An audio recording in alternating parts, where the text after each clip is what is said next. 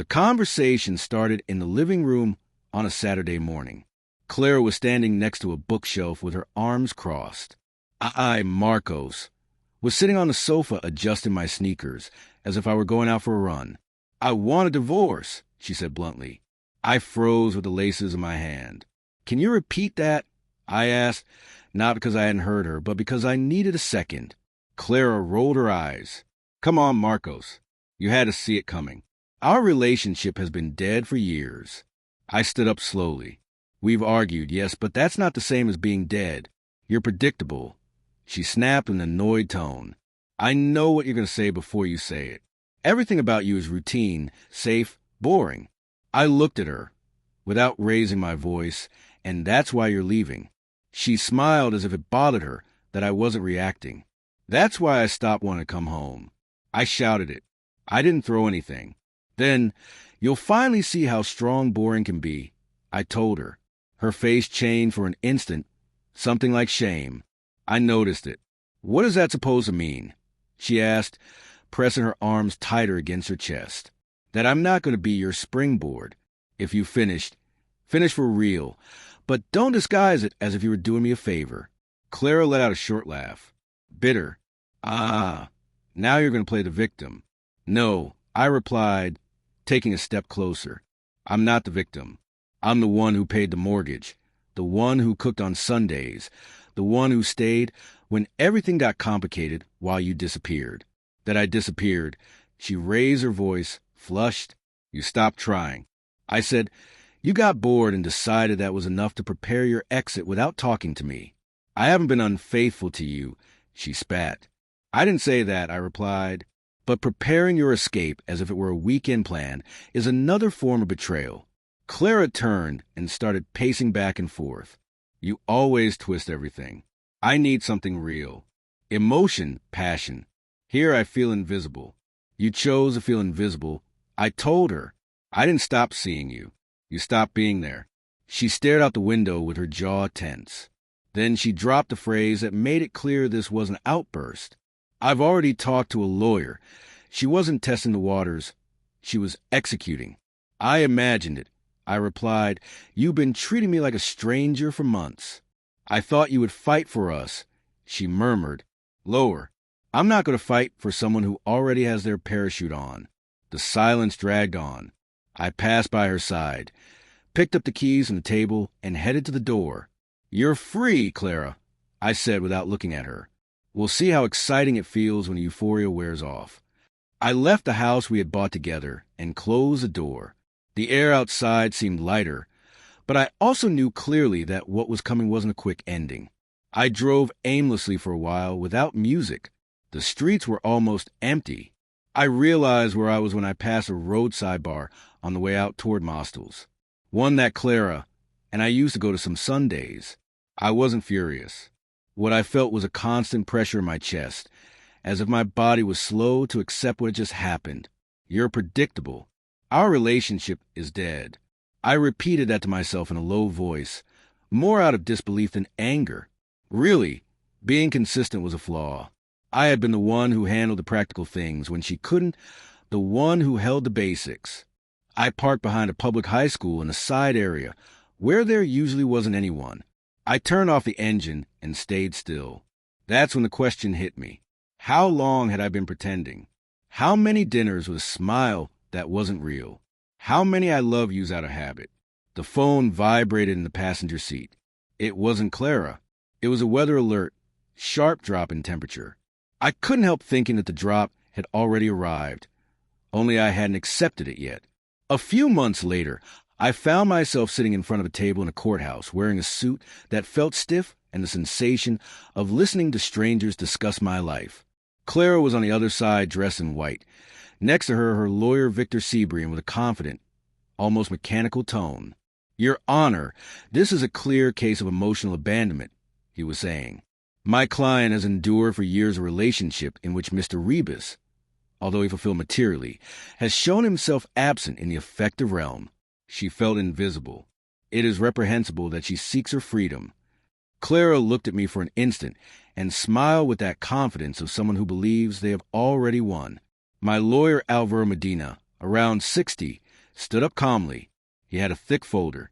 "With all due respect, Your Honor," he began, "we are not here to debate feelings. We are here to establish facts." He opened the folder and went straight in.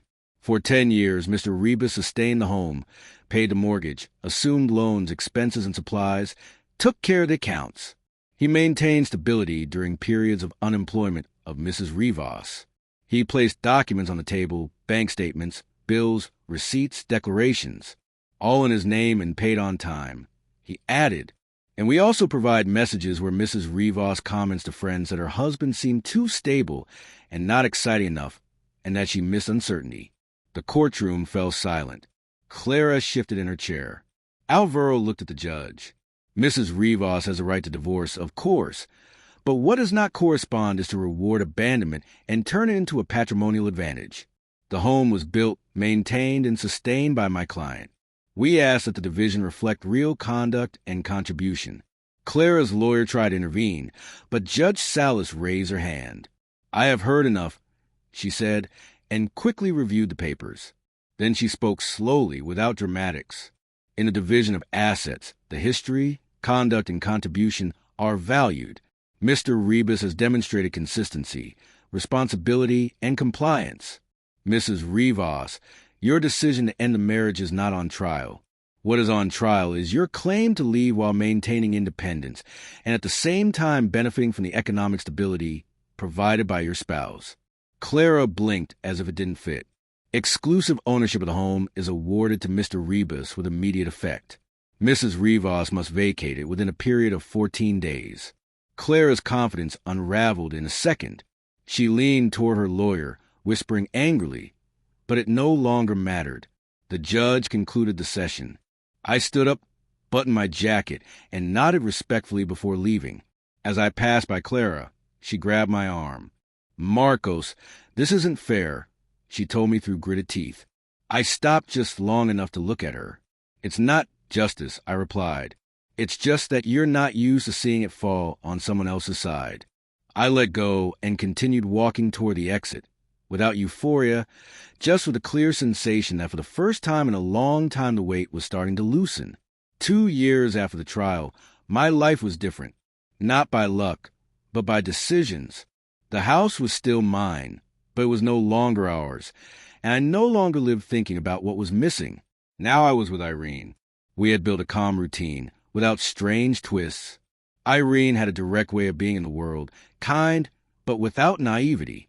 That afternoon, I was on the porch, finishing watering some plants that she had put in months before.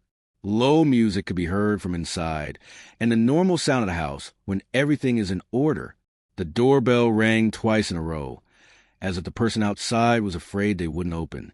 I dried my hands and went to the door. It was Clara. She had her hair tied back, no makeup on her face, and a tired expression I didn't remember. She didn't seem to come to argue, but she didn't seem to come to ask for forgiveness either. She really seemed to come because she had nowhere else to go. I opened just enough without stepping aside. "Hello, Marcos," she said with a small smile. "It's been a while," I replied. 2 years, she nodded. "I've thought a lot. I know I was harsh, selfish, but these 2 years have helped me see everything clearly." Her eyes moved over my shoulder, searching the hallway, the house, any sign of what was no longer hers. "I haven't connected with anyone like I did with you," she continued, "with no one. And I know you've moved on." I didn't say anything, but Marcos. Her voice trembled just enough to try to open a door. "I haven't loved anyone in all this time like I loved you, and I don't think I'll love like that again." I looked at her without surprise. "You like being adored." I said, "You like feeling chosen. But loving isn't that. Loving is built, and you traded it for impulse as soon as you got bored." Clara swallowed. Her eyes moistened, but it wasn't enough to erase the rest. "I just wanted to talk," she insisted. "Have something one day, without labels. 2 people who were something." I took a deep breath. I wasn't angry. What I had was clarity. "I don't hate you," I told her, "but I don't owe you dinner because you're alone." She stiffened. "Are you serious?" "Yes," I replied. "I don't wish you anything bad, Clara, but I don't want you back." Her face quickly changed from pain to anger. "You're going to regret it, Marcos." "You'll see." I nodded once without arguing. "Maybe, but not today." I closed the door and locked it. I didn't feel emptiness. I felt order. I turned and went back to where Irene was. Her voice could be heard, and the normal sound of plates and cutlery. Clara stayed outside, and for the first time I didn't stay trapped in what she wanted. The next morning, at 8 o'clock sharp, I was at the office. It wasn't the same job or the same place as before. I had moved to another area of Madrid and had started my own project with a small team. At that time, the atmosphere was silent, almost methodical, keyboards, coffee, people coming in calmly. At 9:30, I heard quick heels in the hallway. That kind of step that doesn't ask permission. I looked up. Clara entered as if she had the right. This time she was dressed up, hair loose, shine on her lips, a jacket she used to wear when she wanted to impress. But the eyes were the same as the day before, tired, tense, seeking control. My assistant Nuria stood up nervously from the outside desk. "Sorry, Marcos." She went straight in. "It's okay," I told her without losing calm. "Give us a moment." Nuria hesitated, looking at both of us, and then left not convinced. I leaned on the edge of the desk with my arms crossed. "You shouldn't be here." Clara lowered her voice as if the glass walls bothered her. "I needed to see you. Yesterday I didn't say everything." "Yesterday you said too much," I replied. She approached the desk and without asking permission ran her fingers over a photo frame. Irene and I, in a winery, laughing. Clara saw it and quickly looked away, as if it bothered her that I had proof of a life without her. "I know I ruined it," she said, now softer, "but I'm not coming to cause problems. It's that I haven't been well.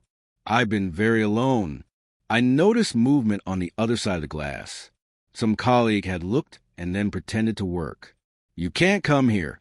I told her, "Not to this place nor to this version of my life." Clara frowned, as if she really didn't understand. "I'm not trying to pressure you." She hesitated. "I need you to listen to me." "This isn't listening." I cut in. "This is pity wrapped in perfume and memories. And it doesn't work here." Her expression hardened. "I'm not playing with you, really?" I asked. "You say you're alone, but what you want isn't me. Do you want the security I gave you? Do you want to feel important again? Because things haven't gone as you thought out there." Clara fell silent. "This Irene isn't your rival." I added more calmly. "She's the person who taught me what a relationship is like when it doesn't feel like a competition." Clara, clench your jaw and then let out what really came out. "Do you really think this is going to last? That she won't get tired of your routine too?" I didn't blink. "I don't need eternal promises," I said. "I just need someone who chooses me without conditions." For a second, only the hum of the air conditioning was heard. Clara adjusted her jacket as if to regain dignity. "You'll remember this moment," she said, "when she leaves and everything falls apart for you. Remember that I tried." She turned and left with her heels hitting the floor harder than before, as if she wanted everyone to know she was leaving of her own free will. My assistant poked her head in after a while. "Everything okay?" "Yes," I replied.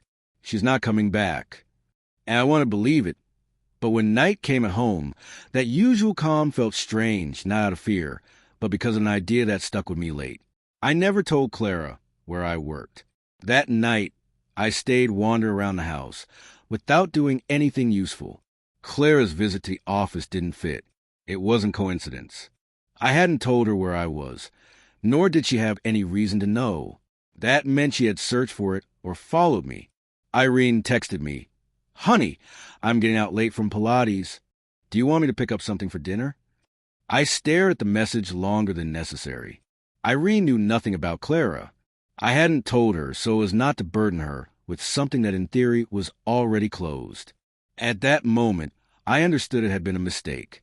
I replied, "Forget dinner. Don't stop anywhere. Come straight home." Irene wrote, "Okay." And that was it. I put away the phone, checked locks, looked at the porch camera, and checked things I hadn't checked in months. I wasn't scared for myself. I was alert for her.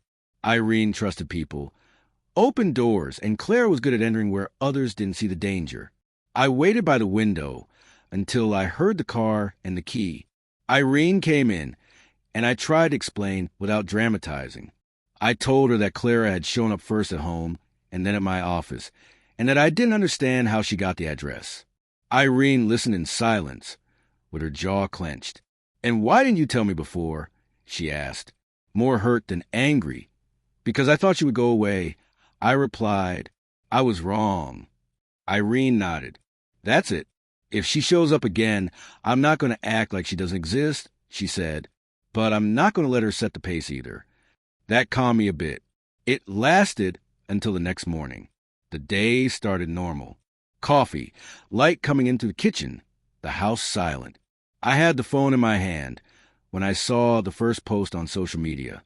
It didn't come with my name or Irene's, but it was her. A photo that I had taken of her on a trip to Cantabria. Irene smiling in front of a mural. I recognized it instantly. The text said something like, "How easy it is to talk about self-esteem when you dedicate yourself to getting into other people's relationships. Ask how many lives she's destroyed." Then I saw the comments. People I didn't know opining, as if they had proof. That fake guru vibe, another homewrecker. Be careful with her. I kept scrolling. There was another post with the same retouched photo.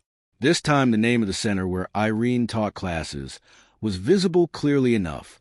It wasn't a direct tag, but it was obvious. A dry heat rose up my neck. It was too precise to be a random troll. It was an attack designed to hurt and to spread. I got private messages from acquaintances and people from Irene's studio circle. "Hey, is this true? Something weird is going around with a photo of Irene. We're trying to remove tags." Irene hadn't seen it yet. She was upstairs showering. I got on the laptop and started saving evidence, screenshots, links, users, times, everything. I didn't know if Clara had created the accounts or was using other people, but the style was recognizable. Accusation without names, insinuation without proof, enough poison to sow doubt and make it look like a warning. When Irene came down, it was already too late. She sawed herself on her phone. Before I could explain properly, she stood still. "I've already seen it," she said without raising her voice. I asked her to sit down. She didn't want to. She paced the kitchen, as if stopping would force her to feel too much. "I don't know these people," she said. "They're sharing my face, my photo, and talking as if they knew something about me." "Who does this?" "Clara," I replied. "I have no doubt." Irene looked at me, and what was on her face wasn't just fear. It was a question that hurt. "Did you know what she was like?" "Yes," I admitted, "and I should have warned you before." Irene pressed her lips and nodded slowly. "Then, let's not let it go," she said, "because if she thinks she can use me to get to you, she's going to continue." Mid-morning, we met at a cafe near the park, a quiet place that Irene knew well. She didn't touch the tea. She had her hands together on the table and white knuckles. "Yesterday, she came to my studio," she said suddenly. I leaned forward. "What?" A colleague saw her from inside. She stayed outside looking as if she was checking something and left. The same cold anger from the night before rose in me. "This isn't about the past," Irene continued. "It's about control." I nodded. "She wants to scare you. And if she breaks you, then I go back to her plan." Irene held my gaze. "I don't want you to tell me not to worry. I want us to do something." I explained what I had already saved. Screenshots, links, times. I told her we could talk to a lawyer, and if confirmed, go for defamation and harassment. Irene took a deep breath, and for the first time since sitting down, lowered her shoulders a bit. "Okay," she said, "but there's one more thing." She leaned toward me. "If you take it, she's going to deny everything. She's going to play the victim. She's going to say we're attacking her." "I know," I replied. Irene looked thoughtfully toward the street, and then back at me. "Let me talk to her." "No" came out of my mouth too quickly. Irene didn't get upset. "Listen, if it's me, she's going to want to convince me. She's going to let her guard down. She's going to say too much." I stayed silent. I didn't like it, but I understood the logic. "I'm not going alone without measures," she added. "I'll record it and you'll be nearby, but not inside. If this ends in court, we need clear evidence." It was hard to nod, but I nodded. "Agreed," I said, "but we do it properly without improvising." Irene, squeezed my hand over the table. "We're not going to let her win," she said. And at that moment, I had no doubt about something. Clara was no longer looking to come back. She was looking to break. That same day we agreed on the meeting. Irene wrote from an account that Clara could see without suspecting. A short message, without threat, without direct accusation, just enough to attract her. Clara accepted quickly. At the agreed time, I stayed parked 2 streets from the cafe. It wasn't surveillance out of paranoia. It was a plan. Irene went alone. The minutes dragged on. I looked at the door every time someone entered or left. I forced myself not to jump ahead. If Irene came out early, it was a bad sign. If she took too long, also almost an hour passed. Then I saw her come out. She walked straight, not in a hurry, but without hesitation. When she reached the car, she sat down and closed the door. She stayed a second looking ahead, and then let out the air as if she had been holding it since she entered. She said everything. She told me. I turned toward her. "What?" Irene took out her phone.